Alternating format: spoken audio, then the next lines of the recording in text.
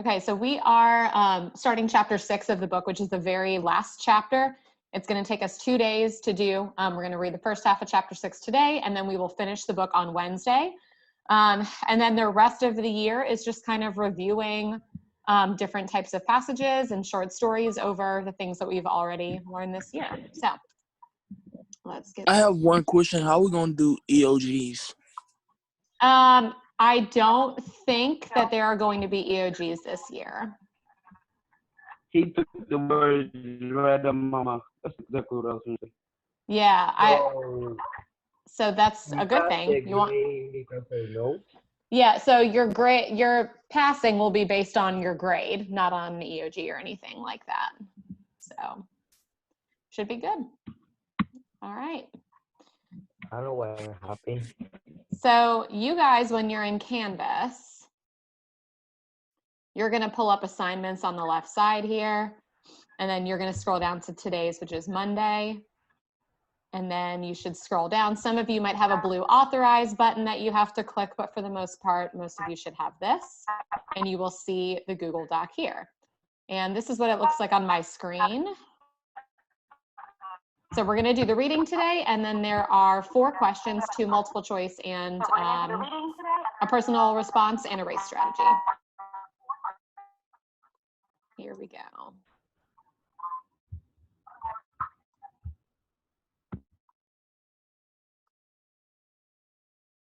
Hi, Caleb. How's it going?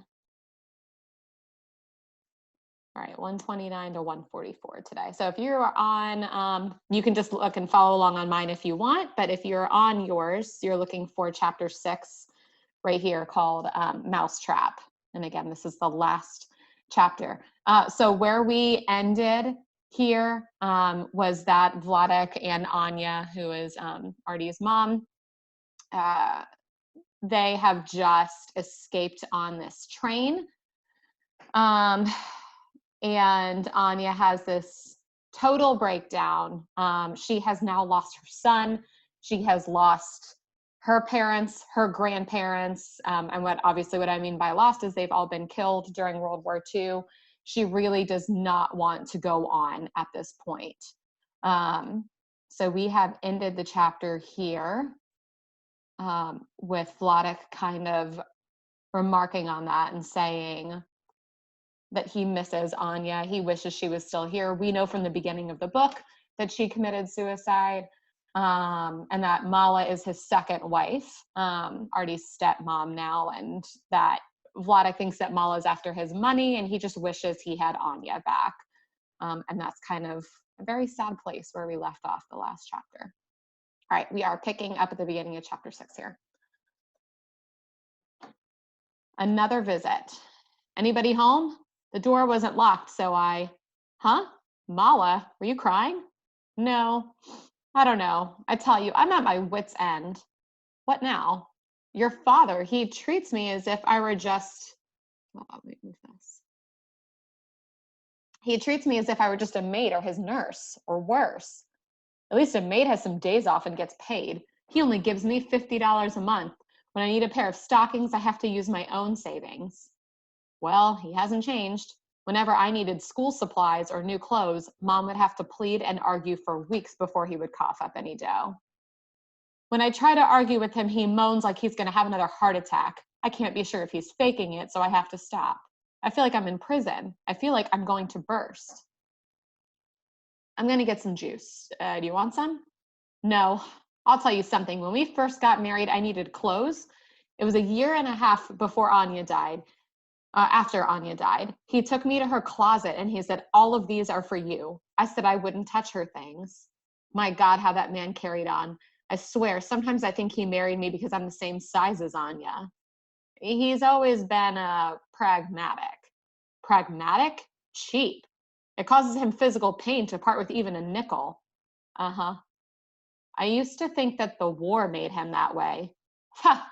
I went through the camps. All of our friends went through the camps, and nobody is like him. There's something that worries me about the book I'm doing about him. In some ways, he's just like the racist caricature of the miserly old Jew.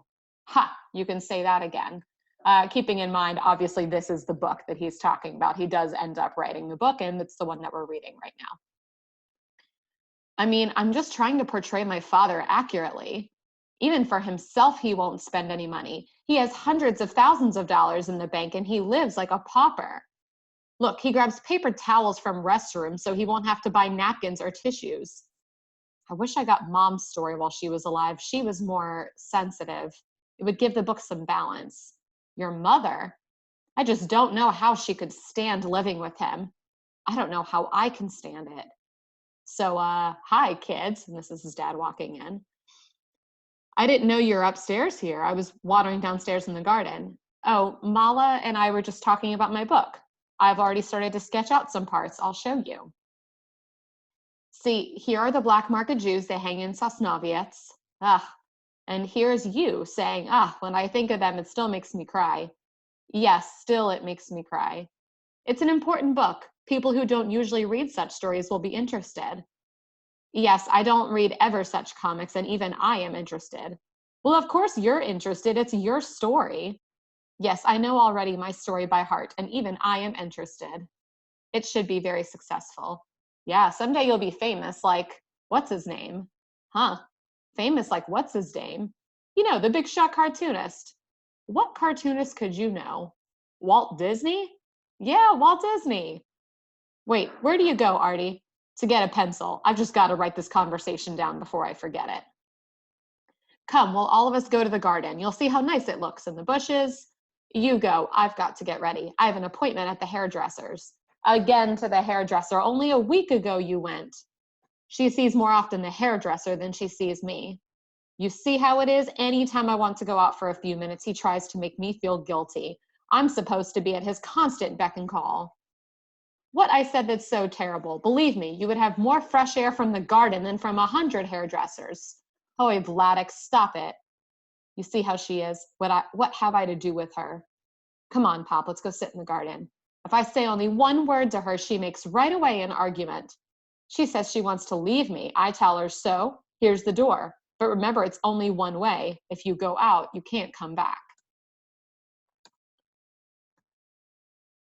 Maybe you should both see a marriage counselor. Ugh, I don't want that a stranger should mix into our private stories. To a lawyer I talked to years ago, and right away he warned me, Vladek, watch out. I see that this woman is money conscious. And once Mala and I sat with Aunt Helen to help agree us for a new will, but a month after, Mala wanted again to change it. Don't see a therapist about your will. Talk about how to get along better. With Mala, it's not to get along, only it's the money. Hold on, I've got a chat from somebody. Let me check that real quick. Okay.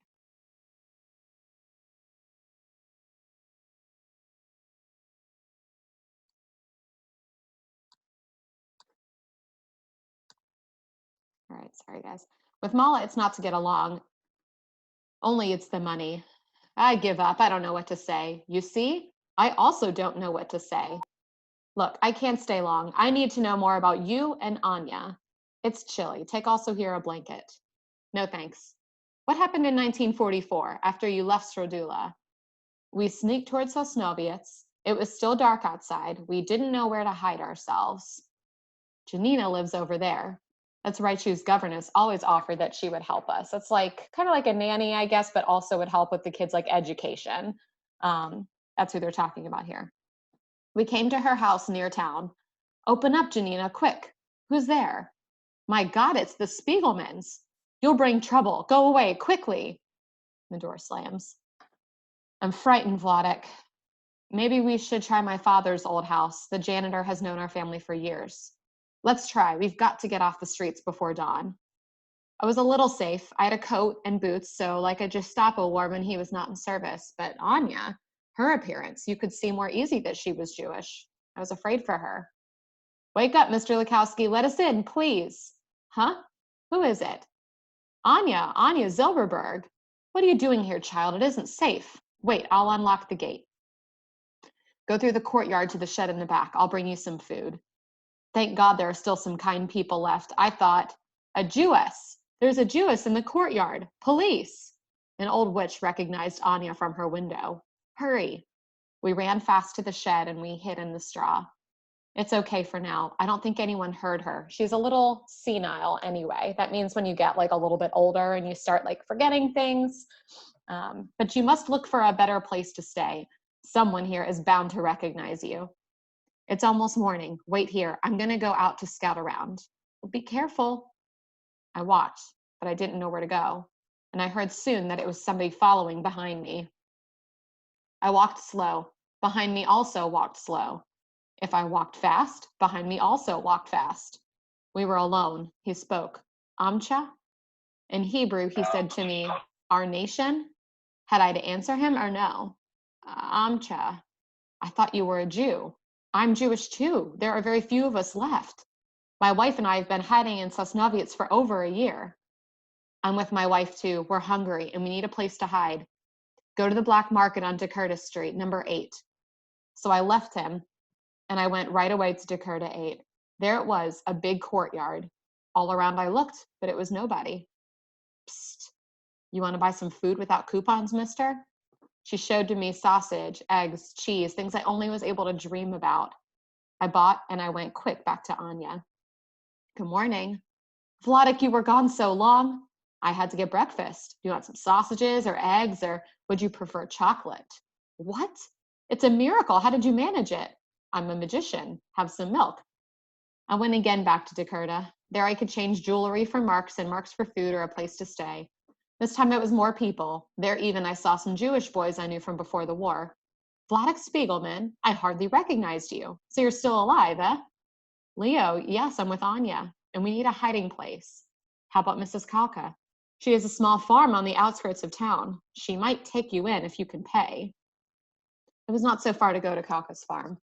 All right then, Mr. Spiegelman, you and your wife can stay in my barn. We'll come later tonight.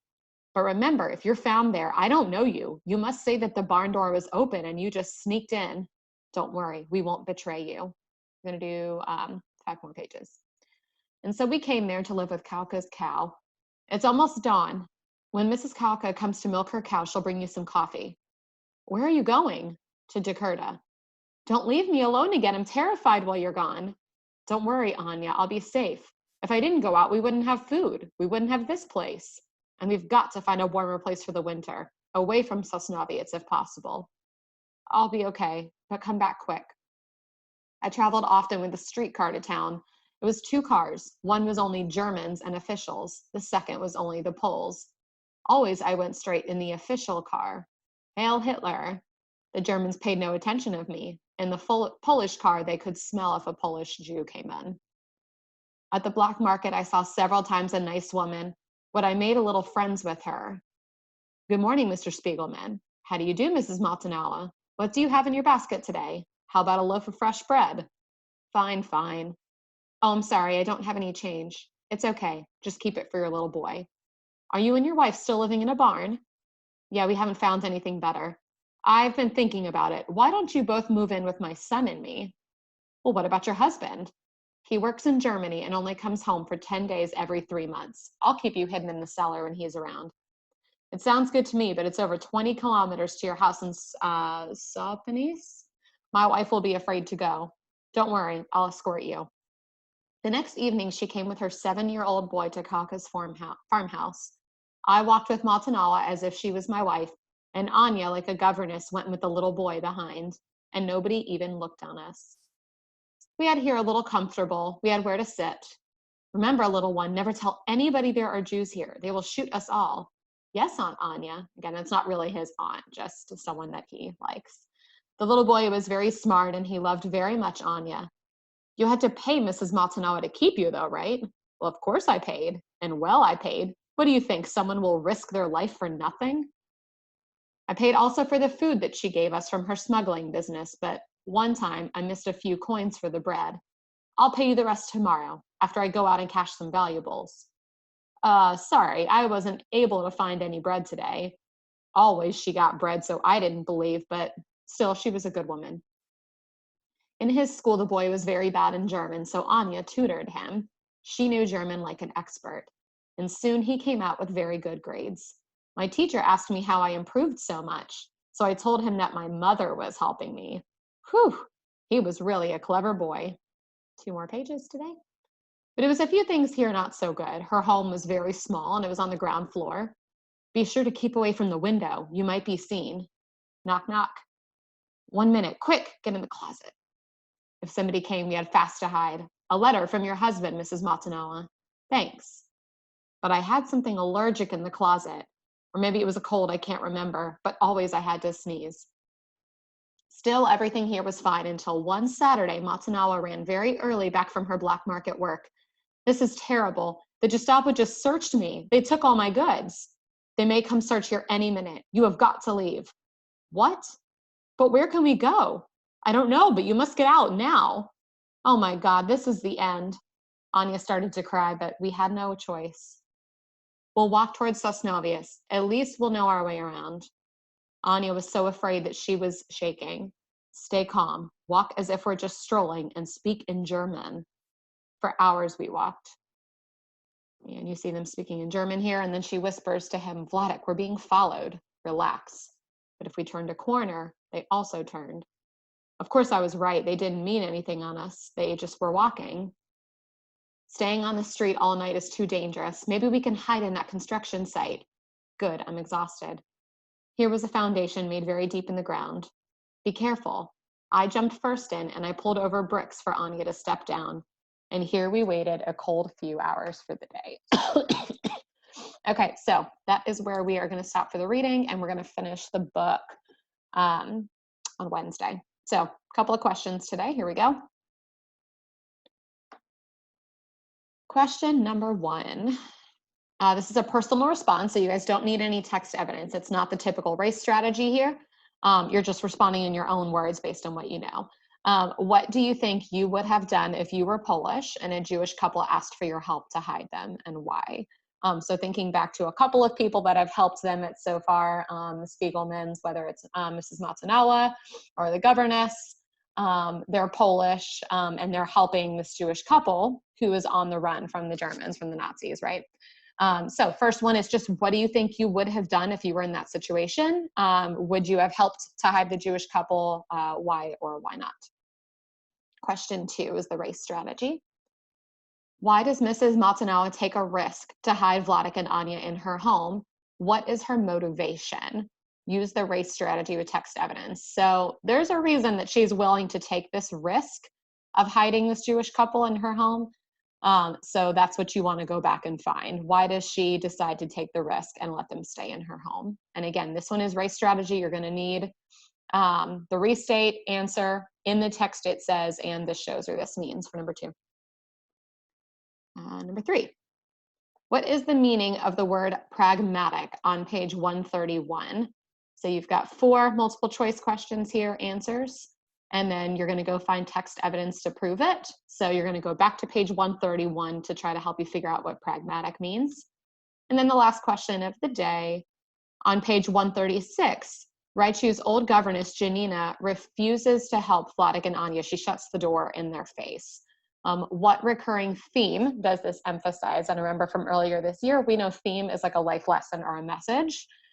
So it's not main idea, it's not what's happening. Theme is the lesson or the message that we're supposed to learn. So the fact that she's refusing to help them, what is the message that we're kind of seeing coming through in that section on page 136? All right, so I am going to, as always, stay on here. If you want to submit your answers to me in the chat, just tell me whether it's for question 1, 2, 3, or 4, and I will give you feedback and tell you if you got it right or what you need help with. Again, please make sure you're not sharing answers with anybody else and that this is your own individual work. So if I do say, yes, great job on that, or you got the right answer, make sure you're not sharing it with other people. All right, so let's go to the chat because I see a couple people have questions here. Edek said, yeah, so Polish people did suffer some discrimination too in the beginning parts of the war. It was more targeted towards the Jews. But as time went on, Polish people definitely suffered oppression as well. It just took a little bit longer into the war. And definitely not in the beginning, not as bad as the Jewish population. But over time, yes, you're right, they suffered discrimination as well.